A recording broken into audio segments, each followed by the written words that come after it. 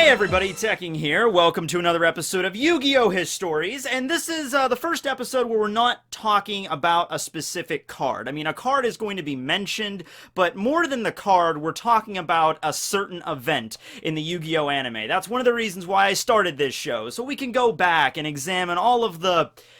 Honestly, I think the best word I'm looking for is shenanigans. Shenanigans. Let's stay with that. It's a good word, and it's really funny to say, alright? Now, I know you might think it's funny the first time, and then every after that it starts to slowly, lose its appeal, but don't worry, it'll circle back again if we keep using it. Shenanigans, shenanigans, shenanigans. Okay, so, in the first season of Yu-Gi-Oh!, they didn't really follow the rules all too much, you know? And I'm not just talking about the simple things like not tributing, because, when I was a kid, I didn't tribute monsters either. I didn't really understand the concept. I'm like, wait, I can't play the Blue Eyes White Dragon on my first turn? But it's really strong! Kaiba did it! And then my cousin Mike, who I played Yu-Gi-Oh! With, I remember he actually got up and ran over to my dad and my uncle, who was his father, and he's like, Matt's not playing the game right, and you know, he's playing it like they do in the show. It's not the real rules. And I'm like, no, but that's the right, he's doing it the wrong way. His way is less fun. And then our parents are looking at us like, what the fuck? I play outside, you know, go pick up a basketball or something. What are you kids doing? But anyway, yeah. So I think, though, the biggest shenanigans that have really occurred in Season 1, the Duelist Kingdom arc of Yu-Gi-Oh! I think there's 3 of them. There are way more than that. But I think there's just 3 that have really stuck in the fandom's mind. The first one is the one we're going to be talking about today. The time Yugi Moto attacked the moon to defeat Mako Tsunami. The second time was when Yugi was dueling Panic and used a turtle with a catapult on its back to launch a dragon at a flying castle, destroying the castle's flotation ring. However, the castle was being held up by the sword's revealing light, but once the swords dissipated, the castle crashed down on Panic's monsters, and his monsters couldn't run away. Because that's a thing monsters do. You know, your monsters are constantly running away from attacks on the game board. Because Panic had played the Yellow Luster Shield card. So because the castle was crashing down, and because the shield was keeping them locked in, it crushed Panic's monsters, and for some reason that reduced his life points to 0. And the last one, throughout Season 1, the one that I think most fans are knowing, that you know what I'm going to mention before I even bring it up, don't you? Yeah, you definitely know the level of shenanigans I'm going to bring up. It was the time Yugi was dueling Kaiba.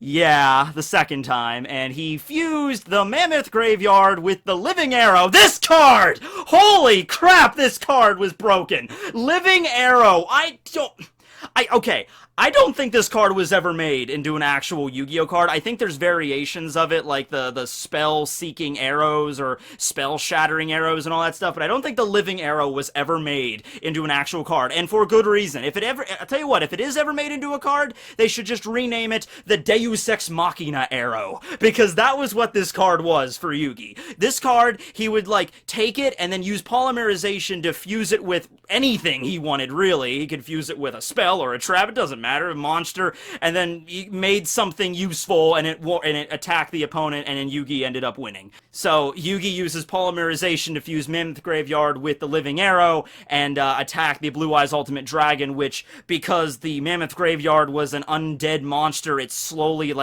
caused necrosis on the Ultimate Dragon, and slowly made it melt and lose attack points. And Yugi would have won that duel if it wasn't for the whole, Kaiba, you know where he went with that. But yeah, now there are definitely more oh, and of course, how could I forget also in that duel, the famous Karibo Multiply Infinity Wall.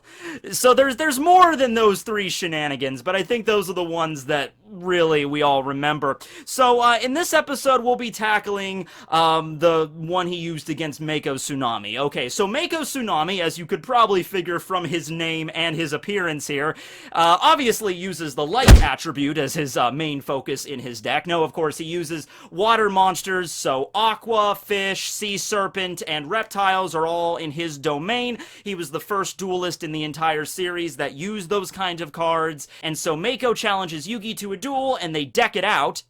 See what I did there? And so they deck it out on a field that is half ocean and half land, which translates to half Umi field and half wasteland. Now, the fact that the field power bonus shit existed in Duelist Kingdom, that's the least of our problems right now. It is kind of annoying that the field power bonuses work in like a percentage. Like the normal field power bonuses in the first, like the Legend of Blue Eyes set, you know, Wasteland, Umi, Yami, those field cards, they only increase the monster's attacks by 200 points. In the anime, it's like a certain percentage, so you end up with monsters getting like, you know, 1,385 attack points or whatever, so it's really strange. But that's the least of our concerns. It's just that's how it worked in Duelist Kingdom. Each of the different fields that they, you know, the arenas that they dueled on had certain terrains like preset into them. Okay, that is just merely the starting ground for this. So let's really quick just go through the whole duel between Yugi and Mako. It's really not that long of one, and for added funsies, let's just count how many times they do something that's shenanigan-y. Right, so Mako starts off the duel by summoning Fiend Kraken, and it hides under the ocean. Because Yugi does not have any water-attributed monsters, he cannot attack Fiend Kraken. Rather, he summons the Horn Imp, which is immediately destroyed by it. Next turn, Yugi decides to combine the Horn of the Unicorn with Feral Imp, and use an electrical attack against Mako's monsters. However, Mako had already foreseen this by playing the Magical Jellyfish, which absorbs the electrical attack of the Feral Imp, rendering all electrical attacks useless against ocean monsters. Next up, Yugi plays Silver Fang and then adds on the Full Moon, or Mystical Moon, depending on the translation. Full Moon is what they use in the anime, but Mystical Moon is the name of the actual card. By the way, just a side note, isn't this the shittiest card art ever? They literally, Civet already mentioned this when he did his overview of Season 1, and by the way, if you don't know who that is Civet or Alex, go check him out, because he is hilarious. But they literally just grabbed, like, a JPEG of the moon on Google, or, you know, yeah, Google was around back then, I think it was, and they just tacked it on the card. Like, why not just use this? This is the actual card art. Why were you... Huh? Anyway, Yugi plays this card to power up Silverfang, but as Mako mentions, the moon is also manipulating the tides, allowing them to rise. So Mako plays the mighty Kuryushin, who attacks Silverfang and destroys it, but also the tidal wave of Kuryushin that was created when it rose up out of the ocean caused all of Yugi's field to become flooded except for one spot where he can play his monsters. Yugi thinks the game is over, but he still plays the Giant Soldier of Stone to defend himself. Mako then plays Great White Terror, and thinks that all of his monsters are going to leave an onslaught against Yugi's card, despite the fact that Giant Soldier of Stone has a higher defense than all of Mako's cards. Whatever, that's not important right now. But anyway, Yugi's out of options! All he can think to do is turn his attack not on Mako's monsters, but on the moon that he summoned earlier, and thus he orders a monster card to attack a spell card, and it works, destroys the moon, and then because the moon is destroyed, the tides recede, causing all of Mako's cards to be beached and useless. To finish off Mako's life points, Yugi then plays Curse of Dragon, combined with Burning Land, which is not an equipped spell, and then torches all of Mako's fish, causing Mako to lose the duel.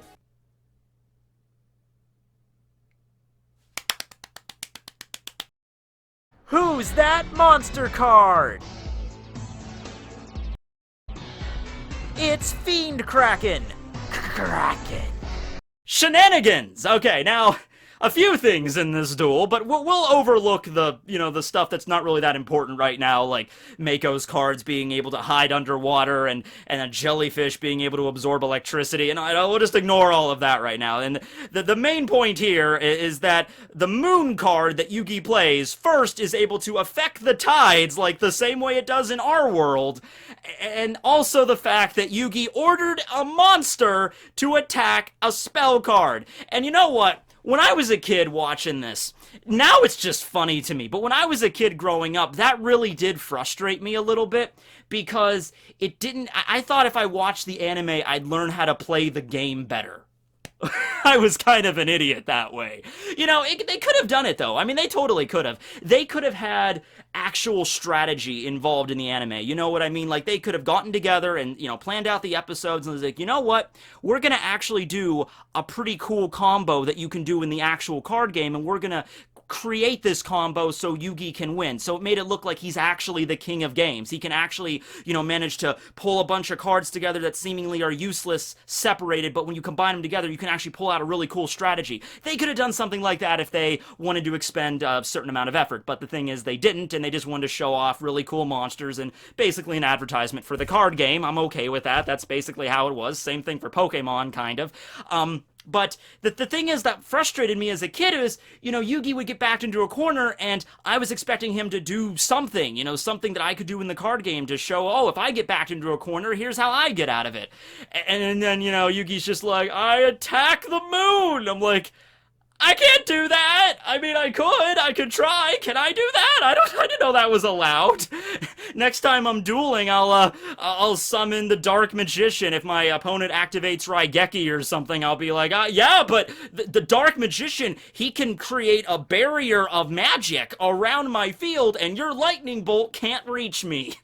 Could I do that? I don't know. Okay, so the thing here that I came to, the realization, really, and why it's funny to me now more than anything, rather than frustrating, is that when it comes to the first season of Yu-Gi-Oh!, when it comes to Duelist Kingdom, you have to think of this game not in a two-dimensional way, but in a three-dimensional way. It's kind of like in that scene in Back to the Future, like, Marty, you're not thinking fourth-dimensionally! The fourth dimension is time, so we're gonna scale that back just to the third dimension, but that's the way you have to look at it, okay? Whenever Yugi played the Moon card, don't think of it as just he plays a card. You actually have to think of it like a three-dimensional terrain. So there is not just the spell card of a moon, there's an actual moon on the field that's going to affect other things around it.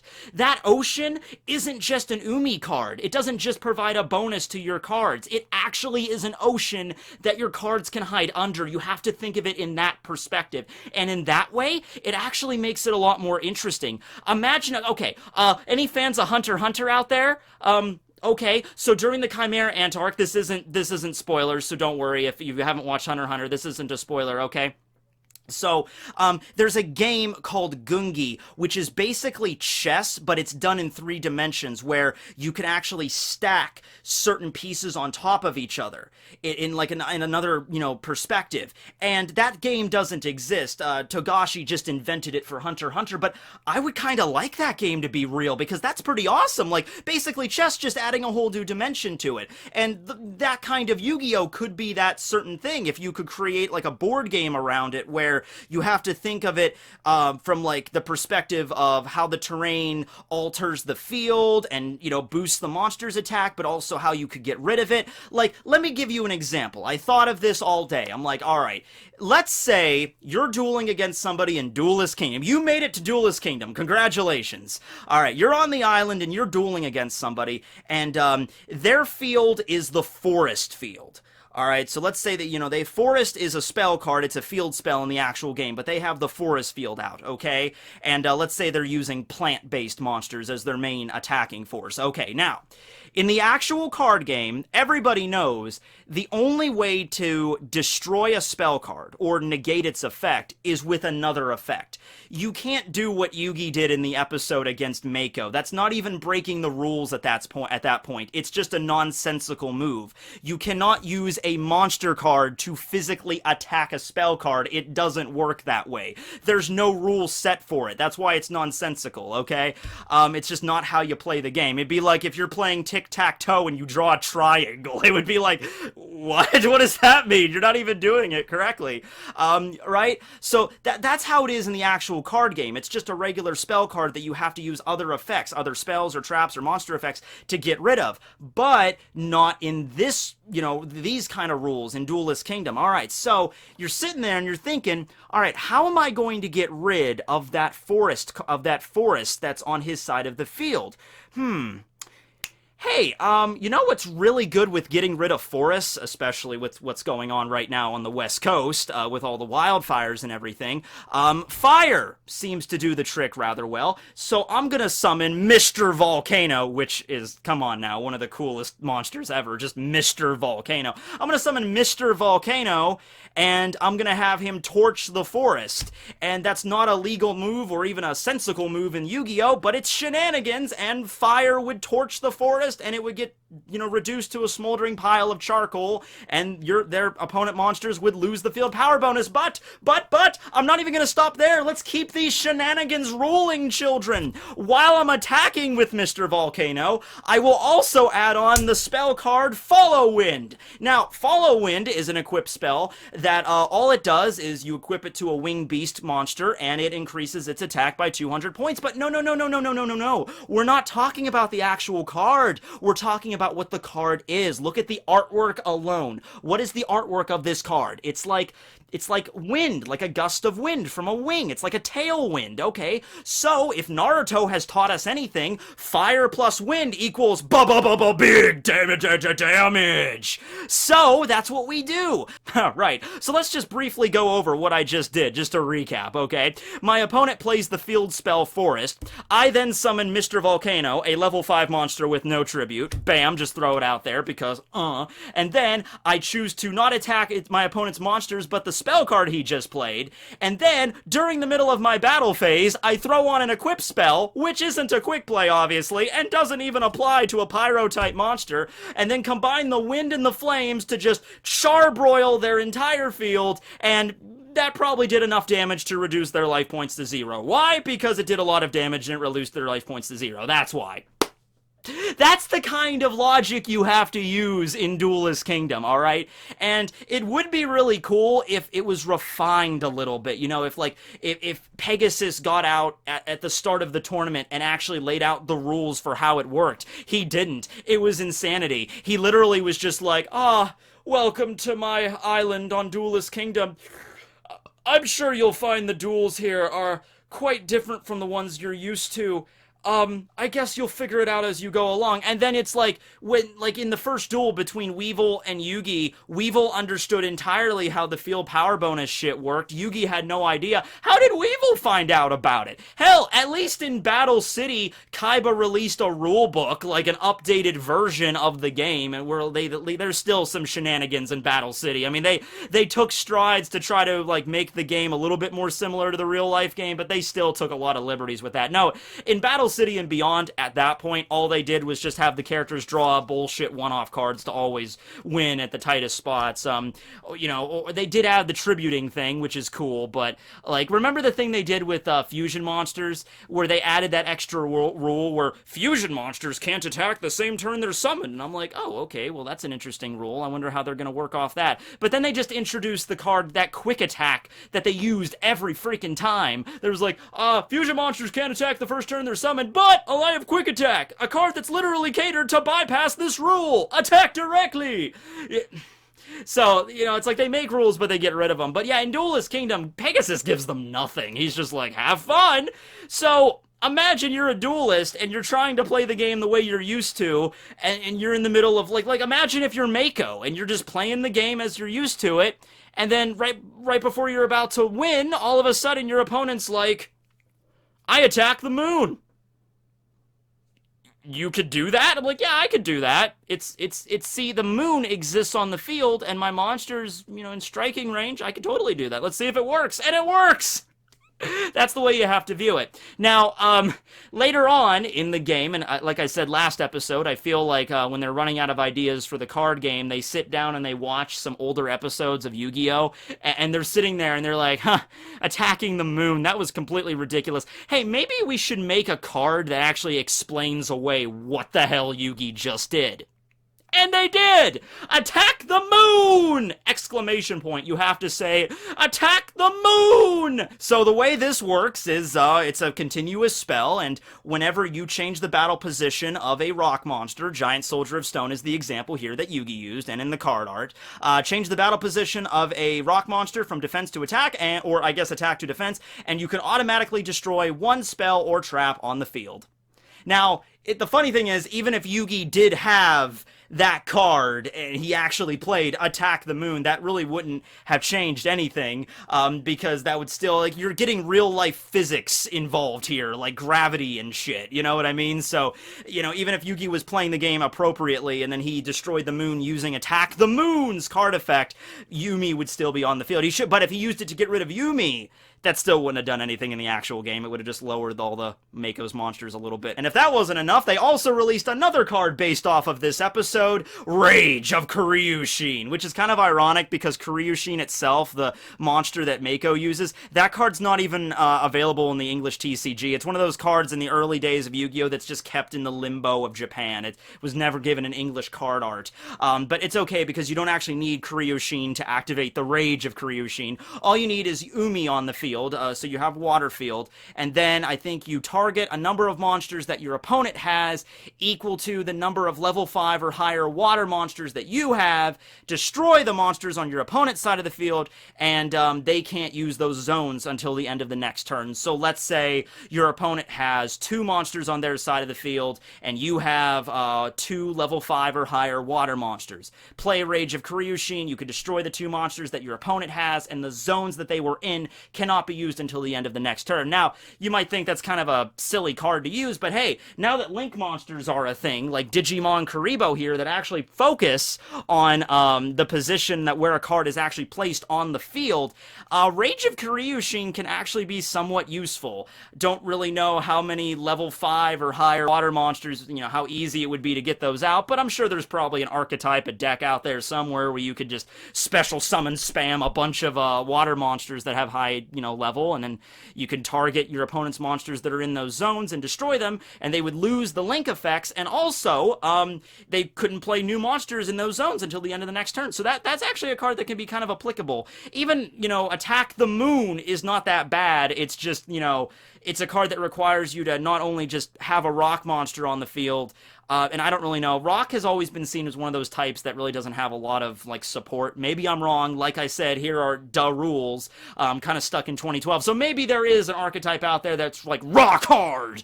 And you could spam a bunch of rock monsters, but it's not even, like, special summoning a rock monster and you can use the effect. The rock monster has to be on the field for a turn, and then the next turn you have to change the battle position, which is not impossible, but, you know, it might be kind of tricky depending if there's not that much support for rock monsters. But, yeah, that's the episode, talking about that time Yugi attacked the moon. Screw you, Neil Armstrong! Actually, thanks, Neil Armstrong. You passed away a few years ago. You were a great guy. Yeah, I actually just watched an interview with him a few weeks ago about him and just in the 1980s and not going back to the moon. It's actually really sad. We need to go back to the moon someday. Someone needs to go back to the moon! And when you get there, you need to take, like, a figurine of the giant soldier of stone, and then you have to, like a life-sized model of it. It doesn't have to be the size of the actual card, but, like, just, like 6 feet tall or something, and have it, like, stabbing the moon. And it'll be up there for all time, and then after the human race has been wiped out, the aliens will land there and be like, "Ooh, what is this strange artifact? It seems it's attacking the moon!"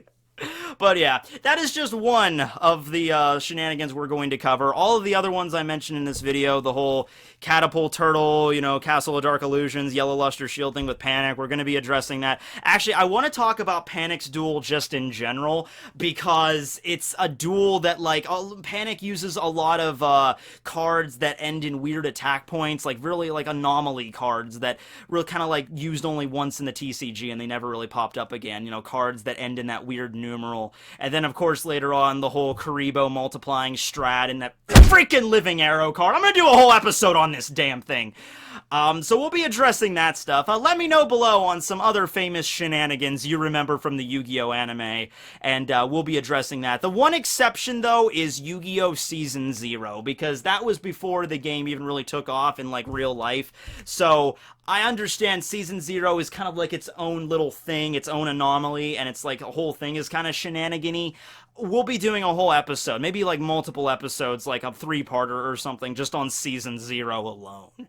I actually have to go back and watch each episode. I might just review, like, I might not do, because there's not that many episodes of Season 0, but maybe I'll do, like, you know, 5 episodes, and then the next 5 I'll review that. Something with Season 0, because that's always been a weird thing.